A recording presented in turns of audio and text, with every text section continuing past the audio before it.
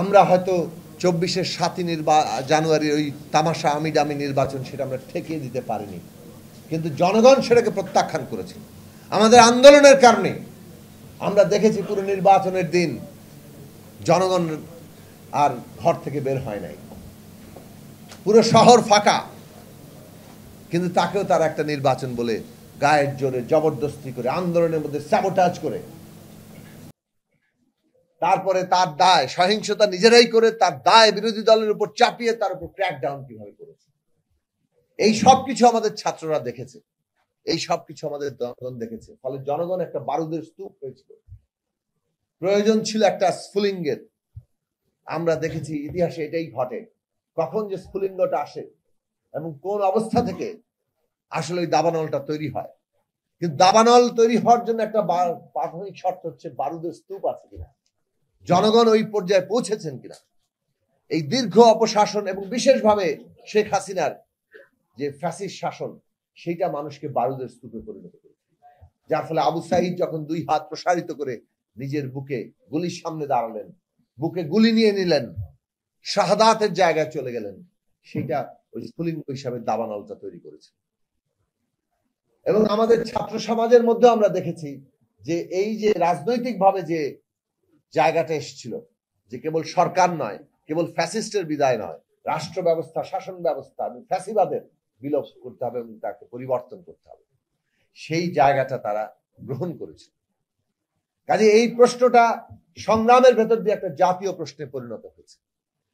যে কোনো অভ্যুত্থান কিংবা বিপ্লবী একটা ঘটনা নতুন একটা ব্যবস্থার জন্ম দেয়, না হলে সেটা তো বড় পরিবর্তন হিসেবে আমরা গ্রহণ করতে পারি না। 24-এর অভ্যুত্থান বাংলাদেশের ইতিহাসের একটা অবিস্মরণীয় অধ্যায়, কিন্তু এত বড় একটা ঘটনা কি আসলে নতুন ব্যবস্থার জন্ম দেবে?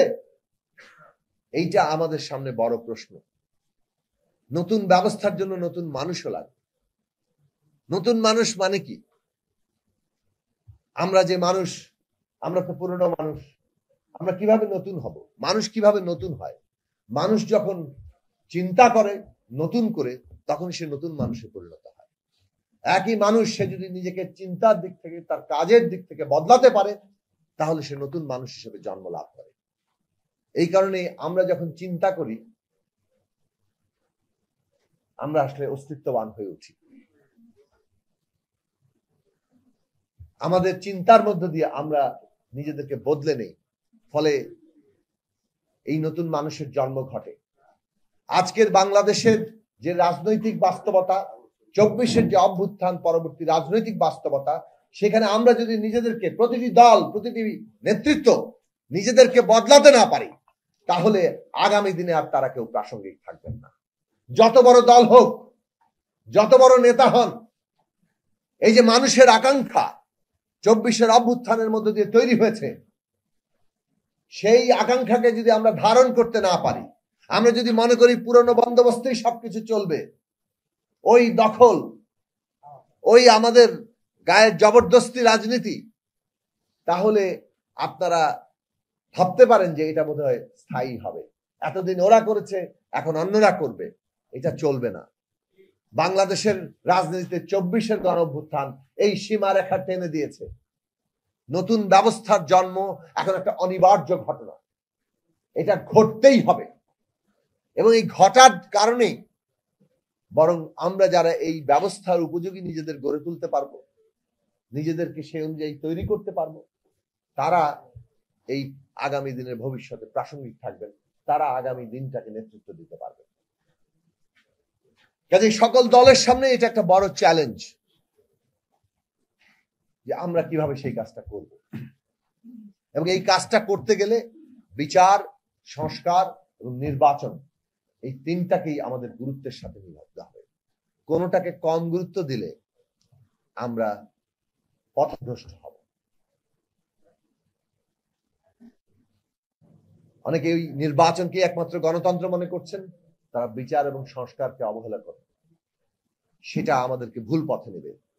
আবার অনেকে বিচার এবং সংস্কারকে নির্বাচনের মুখোমুখি দাঁড় করিয়েছেন, সেটা আমাদেরকে একটা বিপজ্জনক খাদে নিয়ে ঠেকাবে। এই জায়গাটা আমাদের উপলব্ধি করা দরকার। বিচার আমাদের দরকার, কারণ না রাষ্ট্র মানেই ন্যায় বিচারের সাথে যুক্ত। যে রাষ্ট্র ন্যায় বিচার দিতে পারে না সেই রাষ্ট্র টেকে না। শেখ হাসিনার রাষ্ট্র গুম খুনের রাষ্ট্র হয়ে উঠেছিল, সেই কারণে সেই রাষ্ট্র টেকে নাই, ভেঙে পড়েছে। কিভাবে দেখেন নাই?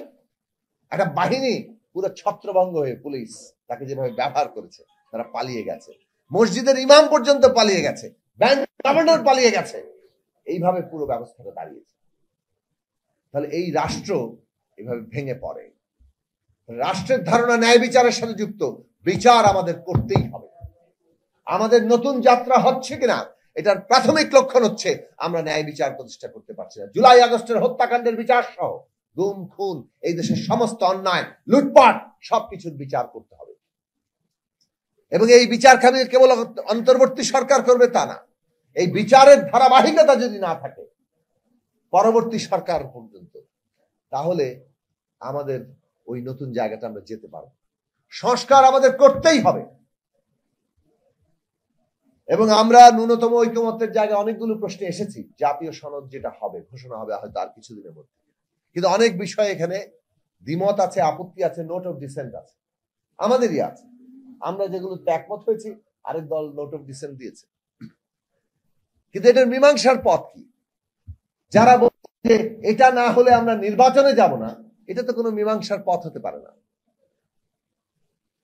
হ্যাঁ, তারা যদি মনে করেন যে আমরা নির্বাচনে যাব না, আন্দোলন করে আমরা যা বলছি তাই করতে হবে, সেটা তারা করতে পারেন। কিন্তু এই রাজনৈতিক বাস্তবতায় নির্বাচনকে ঠেকানোর কোন, নির্বাচন সুষ্ঠু করার দাবি তুলতে পারেন। কেননা নির্বাচন হচ্ছে এই মুহূর্তে জনগণের অংশগ্রহণের মধ্য দিয়ে আমাদের পুরো সংস্কার সম্পন্ন করার শান্তিপূর্ণ পথ, গণতান্ত্রিক পথ। সেই কারণে নির্বাচনটা সংস্কার সম্পন্ন করার জন্য অপরিহার্য হয়ে গেছে। এবং এই যে আমাদের ভিন্ন মত, কারণ একক কোন দল পুরো অভ্যুত্থানের নেতৃত্ব দিয়ে তার উপর পূর্ণ কর্তৃত্ব প্রতিষ্ঠা করতে পারে না, এটা বাস্তবতা। এটা একটা কালেকটিভ, মানে সামষ্টিক সংগ্রাম ছিল। এবং এখানে সকল পক্ষের যেহেতু অংশগ্রহণ ছিল, সবার মধ্যে ন্যূনতম ঐক্যমত্যের ভিত্তিতে আগামী দেশ চলতে হবে। এবং সবার ন্যূনতম ঐক্যমত্যের মধ্যে আমাদের জাতীয় সনদ তৈরি হয়েছে, আর ভিন্নমত যেটা আছে তার মীমাংসা জনগণ করবে। এই হচ্ছে পদ্ধতিগত দিক। এই পদ্ধতিগত দিক যদি আমরা ভুল করি, আমরা বিপদের মধ্যে পড়ব। কাজেই সংস্কার আমাদের করতেই হবে, কিন্তু সেই সংস্কারের জন্য নির্বাচন লাগবে, এবং সেটা সুষ্ঠু নির্বাচন হবে, গ্রহণযোগ্য নির্বাচন। এই দুইকে যা গুরুত্বের সাথে যদি আমরা উপলব্ধি করি, আমরা বাংলাদেশের ভবিষ্যৎটা ঠিক করতে পারবো। এবং এইটাকে ঠিকঠাক করার মধ্য দিয়েই আজকে প্রমাণিত হবে কারা নতুন ব্যবস্থা চায়, কারা নিজেদেরকে বদলে নিচ্ছে সত্যিকার নতুন মানুষ হিসাবে, নতুন নেতৃত্ব হিসাবে বাংলাদেশকে আগামী দিনে নেতৃত্ব দেওয়ার জন্য নিজেদেরকে প্রস্তুত করছেন। এবং জনগণকেও সেই ভূমিকার জায়গায় আসতে হবে।